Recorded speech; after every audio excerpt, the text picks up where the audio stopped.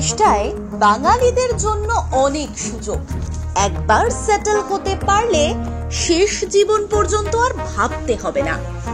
জাপানে কোনো বাড়িতে থাকতে গেলে জানেন ভাড়া লাগে না, কিন্তু বিনিময়ে একটা কাজ করতেই হবে আপনাকে।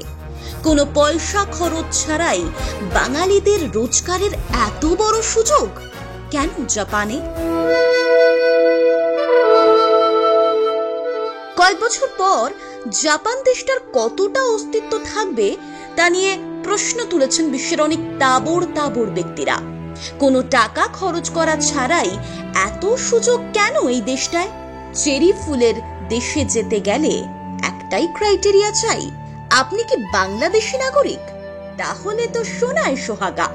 বলা হচ্ছে জাপানে এমন অনেক বাড়ি আছে যেখানে কোনো মানুষ বসবাস করেন না, সেখানেই বিনা পয়সায় বিনা ভাড়ায় থাকতে পারবেন আপনি।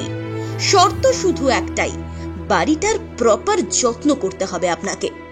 জাপানে কেন বৃদ্ধরাই বেশি কাজ করেন?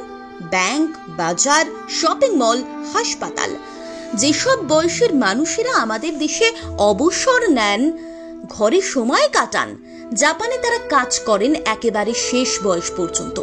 এখানেই জাপানের সঙ্গে আমাদের দেশের অনেক বড় পার্থক্য। জাপানে আসলে হু হু করে কমছে জনসংখ্যা। জাপানের সরকারি তথ্য অনুযায়ী টানা 14 বছর ধরে এই ধারা অব্যাহত রয়েছে। 2023 সালে নাকি জাপানের জনসংখ্যা সবচেয়ে বেশি হারে কমেছে, কারণ সেখানকার নাগরিকেরা বাচ্চা জন্ম দিতে চাইছেন না।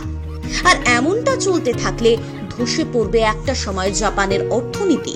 এখানেই বিশ্বের অনেক তাবড় ব্যক্তিত্বরা জাপান দেশটাকে নিয়ে রীতিমতো আশঙ্কা প্রকাশ করেছিলেন। এই জায়গায় বাংলাদেশের পড়ুয়ারা কিন্তু বড় লাভ পেতেই পারেন।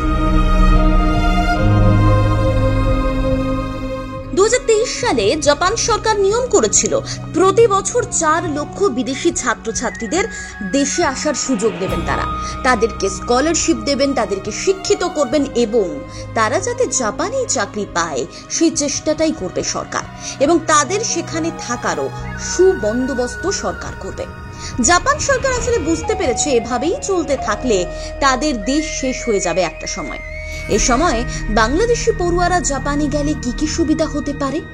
জাপানের বিশ্ববিদ্যালয়গুলোতে বিভিন্ন রকমের স্কলারশিপ দেওয়া হয়ে থাকে, যেখানে বাংলাদেশি পড়ুয়ারা ফুল স্কলারশিপ, পার্শিয়াল স্কলারশিপ এবং নিজ খরচেই পড়াশোনা করতে পারেন।